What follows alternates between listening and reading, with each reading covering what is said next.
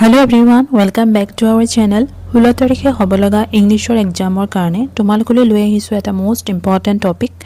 আৰু টপিকটো হৈছে লেটাৰ ৰাইটিং লিখা কিছুমান টিপস এণ্ড ট্ৰিক্স।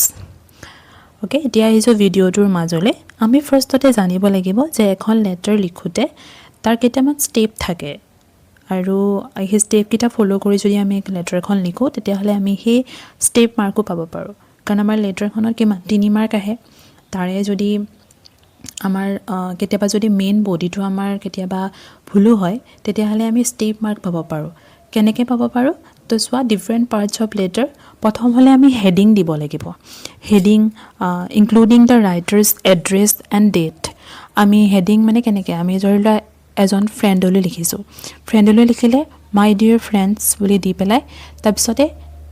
আমি ক'ৰ পৰা লিখিছোঁ আমাৰ এড্ৰেছটো দিব লাগিব। ধৰি লোৱা নগাঁৱৰ পৰা লিখিছোঁ তো নগাঁৱৰ এড্ৰেছটো দিলোঁ ছাইডত। তাৰপিছতে এনেকৈ লিখিব লাগিব আৰু ডেটটো দিব লাগিব লগতে। তাৰপিছতে দিব লাগিব যে গ্ৰিটিংছ। আমি গ্ৰিটিং কৰিব লাগিব, মানে তেওঁলোকক সুধিব লাগিব যে তোমালোকৰ ভালনে, আশা কৰোঁ তোমালোক ঠিকে আছা, হেল্ডি আছা। সেইখিনি গ্ৰিটিংছ বুলি কয়, যে সিহঁতক ভালদৰে সম্বোধন কৰিব লাগিব আমি ধুনীয়াকৈ। তাৰপিছতে মেইন বডি আহিব। তাৰপিছত ধুনীয়াকৈ সোধাৰ পিছত যে তেওঁলোকৰ ভাল খবৰ, তেওঁলোকে হেল্ডি আছে, সেই সকলোবোৰ কোৱাৰ পিছতহে মেইন বডিটো আহে। মেইন বডি মানে কি, যে মেইন টপিকটো কি দিছে। ধৰি লোৱা লেটাৰ এখন দিছে যে ফ্ৰেণ্ডলৈ আমি পিকনিকত আহিবনে নাই তেওঁক ইনভাইট কৰিব লাগে, তেওঁক এজন ফ্ৰেণ্ডক ইনভাইট কৰিব লাগে ফৰ এ পিকনিক পাৰ্টি। তাৰপিছতে সেই টপিকটো, সেই কথাখিনি আমি তেতিয়া মেইন বডিতহে লিখিব পাৰোঁ। ফাৰ্ষ্টতে আমি তেনেকৈ ষ্টাৰ্টিং কৰিব নোৱাৰোঁ যে আমি এটা পিকনিক আয়োজন কৰিছোঁ তাৰ কাৰণে তুমি আহিব লাগিব, এনেকৈয়ে আমি ষ্টাৰ্ট কৰিব নোৱাৰোঁ। আমি প্ৰথমে ক'ব লাগিব যে তেওঁৰ ভালনে, তেওঁৰ খবৰ সুধিব লাগিব, হয়নে, তেওঁক তুমি হেল্ডি আছানে, তো এনেকৈ সুধিব লাগিব কথাখিনি ভালকৈ। তাৰপিছত বহুত দিন আমি লগ পোৱা নাই, তেনেকৈ অকণমান ইণ্টাৰেষ্টিং। কাৰণ এজন ফ্ৰেণ্ডক লগ পাওঁতে তুমি কি কৰা, ভালনে, মই বহুত দিন লগ পোৱা নাই দেই, ভাল লাগিল, এনেকৈ কৈ পেলাইহে কথা পাতা ন। তো তেনেকৈ লেটাৰখনো তেনেকুৱা হয়। তো মেইন বডিত তেনেকৈ ক'ব লাগিব, কৈ পেলাই তোমাৰ যিটো মেইন টপিক ক'লা তাৰপিছতে এটা কনক্লুজন থাকে। কনক্লুজনটো তুমি ডাইৰেক্ট যে হেল্ল' বাই এনেকৈ ক'ব নোৱাৰা। তুমি প্ৰথমে তাৰপিছতে তুমি তোমাৰ কামটো ক'লা, কথাখিনি ক'লা, তাৰপিছত তুমি ক'ব লাগিব যে ঠিক আছে, আশা কৰোঁ তুমি আহিবা। মই এক্সাম্পল তোমাৰ পিকনিক পাৰ্টিটোকে দি আছোঁ, যে মেইন পাৰ্টটো ক'লা যে তুমি এনেকৈ আহিব লাগিব। তাৰপিছত তুমি ক'ব লাগিব যে আশা কৰোঁ তোমালোক আহিবা, তুমি আহিলে আমাৰ ভাল লাগিব, সেনেকৈ কৈ পেলাইহে তুমি এণ্ডিং কৰিব পাৰা। তাৰপিছত তোমাৰ নাম দিব লাগিব, ছিগনেচাৰ দিব লাগিব। কিন্তু এক্সাম হলত তোমাৰ নামটো তুমি লিখিব নোৱাৰা, XYZ যিকোনো কিবা এটা ৰিপ্ৰেজেণ্ট কৰিব লাগিব। তাৰপিছত তুমি এড্ৰেছ দিব লাগিব। অ'কে, যালৈ পঠাবা সেই ফ্ৰেণ্ডজনৰ এড্ৰেছটো দিব লাগিব।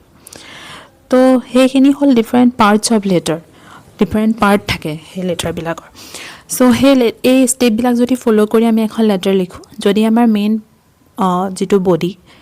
কথাখিনি যদি আমাৰ নহয়ও, কথাখিনি যদি অলপ খেলি মেলিও হয়, কিন্তু আমাৰ যদি হেডিং ভালকৈ দিওঁ বা আমি কনক্লুজন যদি ভালকৈ দিওঁ, তেতিয়াহ'লে আমি লেটাৰখনত এটা মাৰ্কছ পাব পাৰোঁ। যিহেতু 3 মাৰ্কছে থাকে,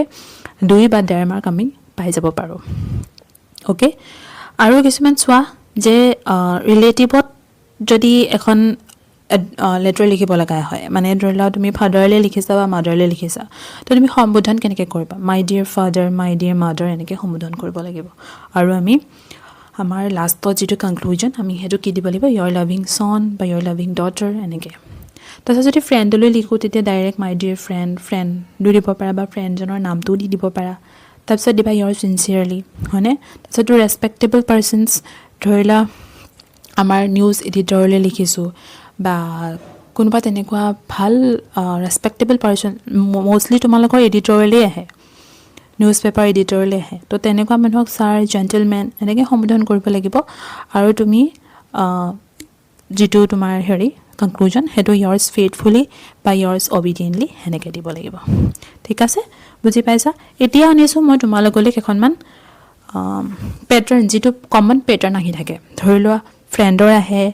বা ফাদাৰৰ আহি থাকে, এডিটৰৰ আহি থাকে, এই 3টা এনেকুৱা পেটাৰ্ণেই আহে। চ' মই তেনেকৈ কমন কেইটামান পেটাৰ্ণৰ লেটাৰ লৈ আহিছোঁ তোমালোকলৈ।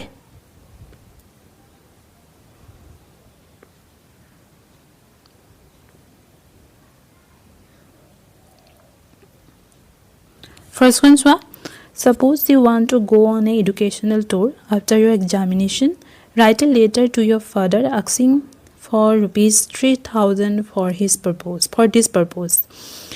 Second to sabapara, write a letter to your father requesting him or her to send you some money that you need to buy a new set of uniform.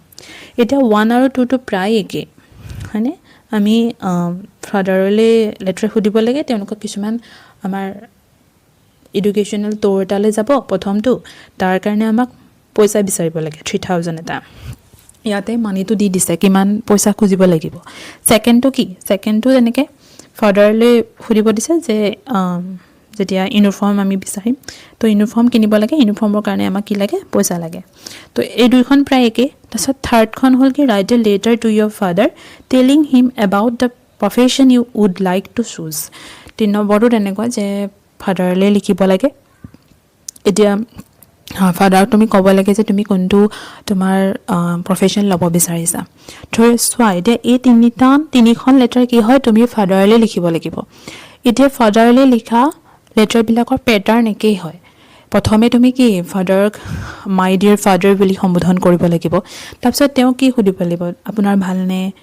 হয়নে সেইবিলাক সুধিব লাগিব you are doing well I hope you are well এইবিলাক ক'ব লাগিব ইন্ট্ৰোডাকশনত তো সেই ইন্ট্ৰোডাকশনখিনি একে হ'ব নাই একে হ'ব তাৰপিছত তুমি কনক্লুজন দিটো মেইন বডিটোহে বেলেগ হ'ব প্ৰথমখন এতিয়া তুমি এডুকেশ্যনাল টুৰ লৈ যাবা পইচা বিচাৰিব লাগিব সেকেন্ডখনো পইচা বিচাৰে কিন্তু অকমান বেলেগ সেকেন্ডখনো তেনেকুৱা থাৰ্ডখন তেনেকুৱা প্ৰফেশ্যনৰ কথা ক'ব লাগিব তোমাৰ প্ৰফেশ্যনটো তুমি কি ল'ব বিচাৰিছা কিয় ল'ব বিচাৰিছা হয়নে হেনেকে তাৰপিছত সেইখিনি মেইন পাৰ্টটো মেইন বডিটো হেতু তোমালোকৰ কি আহে টপিক এই টপিকটোৰ ওপৰত ডিপেন্ড কৰিব হয়নে কিন্তু ফাদাৰলে লিখা প্ৰথম ইন্ট্ৰোডাকশনখিনি একে হ'ব তাৰপিছত প্লাস তোমাৰ কনক্লুজনটো একে হ'ব হয়নে যে কনক্লুজনটো কেনেকৈ কৰিব লাগিব সেইখিনিও একে হ'ব সো মই এই ফাদাৰলে লিখা লেটাৰ এখন কেনেকুৱা হ'ব লাগে হেতু এটা মই তোমাক আভাস দিম তাৰ কাৰণে মই এটা স্যাম্পল লৈ আহিছো হে স্যাম্পলটো চাবা হে স্যাম্পলটো চাই লৈ তোমালোকে তাৰ পৰা ইন্ট্ৰোডাকশনটো বা কনক্লুজনটো লিখিব পাৰা কিন্তু মেইন বডিটো তোমালোকৰ এক্সামত কি আহিব সেই টপিকটোৰ ওপৰত ডিপেন্ড কৰি লিখিবা ঠিক আছে এতিয়া সো এখন আমি ফাদাৰলে লিখিছো তো প্ৰথমে কি লিখিছো মাই ডিয়াৰ ফাদাৰ তাৰপিছতে নগাঁও মই কোৰ পৰা লিখিছো নগাঁও ডেট দিছো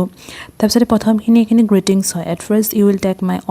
অনাৰ দিলো I hope you are doing well by the grace of God I am also well by the grace of God এখিনি হল গ্ৰিটিংছ তাৰপিছত মেইন পইণ্ট আহিলো কি you know that our annual exam মানে কিহৰ কাৰণে পইচা লাগে সেইখিনি ডিটেইলছত কৈছো হয়নে লেটাৰটো তেনেকুৱাই হয় না কথোপকথন হয় সো ইয়াতে কোনো ফৰ্মেলিটি নাই তুমি ক'ব লাগিব নিজৰ মনৰ কথাখিনি সো ক'লে তাৰপিছতে কনক্লুজনটো চাই ল'বা হেনেকে ওকে এতিয়া আহিছো ফ্ৰেণ্ডলে তো ফ্ৰেণ্ডৰ লিখা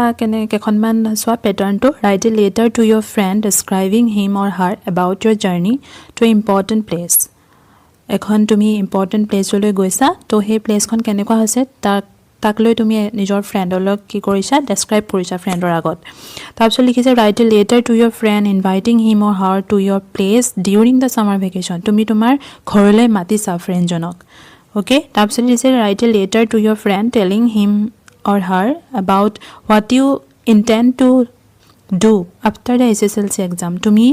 মেট্ৰিকৰ পিছত তোমাৰ SSLC এক্সামৰ পিছত তুমি কি কৰিব বিচাৰিছা সেই কথাটো তুমি এজন ফ্ৰেণ্ডক কৈছা মানে কৈ পেলাই তুমি লেটাৰ এখন লিখিব লাগিব তাৰপিছত write a letter to your friend telling him or her about your daily life নিজৰ তুমি কি কৰা দিনটো সেই কথাটো কৈ পেলাই তুমি ফ্ৰেণ্ডজনক লেটাৰ লিখিছা তাৰপিছতে write a letter to your friend asking him or her to join for a picnic party so সেই লেটাৰ লিখিছা যাতে ফ্ৰেণ্ডজনক কোৱা যাতে তুমি পিকনিক পাৰ্টি এটা এৰেঞ্জ কৰিছা সেই পাৰ্টিটোত তেওঁকো ইনভাইট কৰিছা মানে তো এনেকুৱা ধৰণৰ পেটাৰ্ণৰ তোমাৰ লেটাৰ আহে সো হেতু লিখিব লাগিব যে লেটাৰ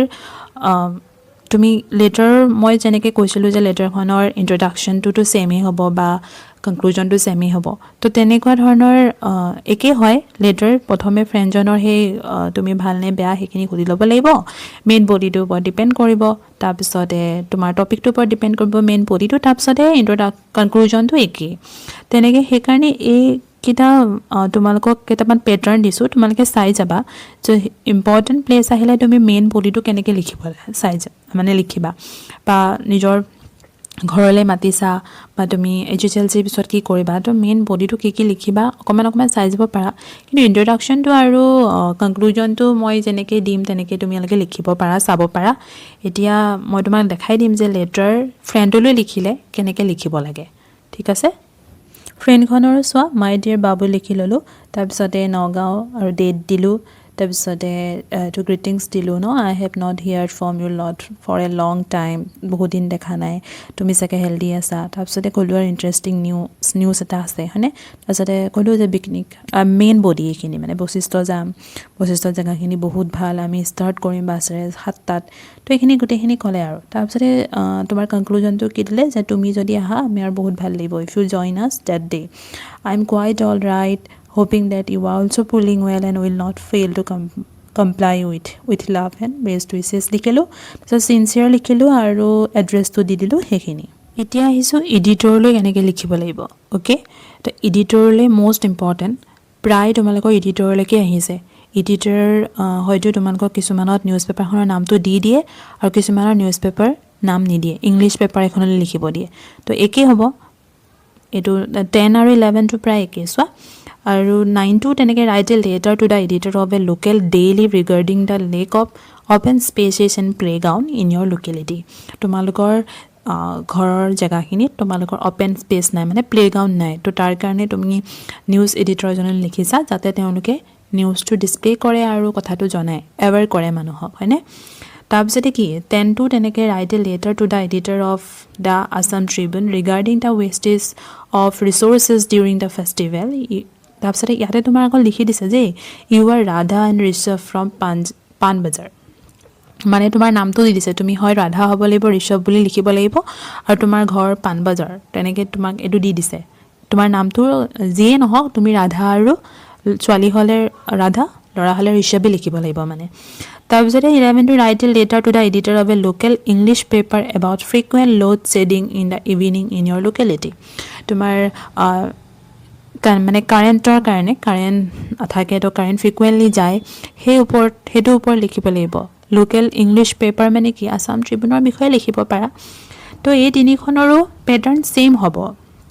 ইন্ট্ৰডাকশ্যনৰ একেই হ'ব তাৰপিছত কনক্লুজনো একেই হ'ব কেৱল মেইন বডিটো মেইন ভিতৰৰখিনি যি লিখিব লাগিব সেইখিনি অলপ বেলেগ হ'ব তো তোমালোকৰ সুবিধা হ'ব পৰাকৈ মই তোমালোকক এখন লিখি দিম এখনৰ আভাস কিছুমান দিম তোমালোকে চাই ল'বা আৰু তোমালোকে জানিবা যে কেনেকৈ লিখিব পাৰা আৰু মষ্ট ইম্পৰ্টেণ্ট হয় দেই এডিটৰলৈ লিখিবলৈ আহে মষ্ট প্ৰবেবলি এতিয়া এডিটৰৰ চেম্পলটো চোৱা যে প্ৰথমে ডিয়াৰ ছাৰ বা মেডাম লিখি ল'ব লাগিব তাৰপিছতে ৰেছপেক্টিভলি এইখিনি ক'ব লাগিব আৰু কলম অফ ইয়ৰ ষ্টিম তাৰপিছতে daily I would like to express my deep concern এইখিনি মানে তোমাৰ ইন্ট্ৰডাকশ্যন অ'কে তাৰপিছত মেইন পাৰ্টটো লিখিলোঁ কি হৈছে কি ফেষ্টিভেল আমাৰ মই এইটোৰ ওপৰত দিছোঁ যে wastage of resources during the ফেষ্টিভেলৰ সময়ত ৰিচোৰ্চৰ কি ৱেষ্ট হয় সেইটোৰ ওপৰত দিছোঁ চ' তেনেকৈ লিখি দিব কি ৱেষ্ট ফেষ্টিভেল হ'ব দুৰ্গা পূজা দিৱালী বিহু এইবিলাকত কি আমাৰ ৱেষ্ট হয় ৰিচোৰ্চবিলাক তো তেনেকৈ মেইন বডিটো এইটো তোমালোকে চাই ল'বা তাৰপিছতে একে লাষ্টত কি লিখিব লাগে যে I hope the Assam Tribune will publish the letter to create the awareness encourage citizen to lifted with non biodegradable wastage leading to এইখিনি মানে আমাৰ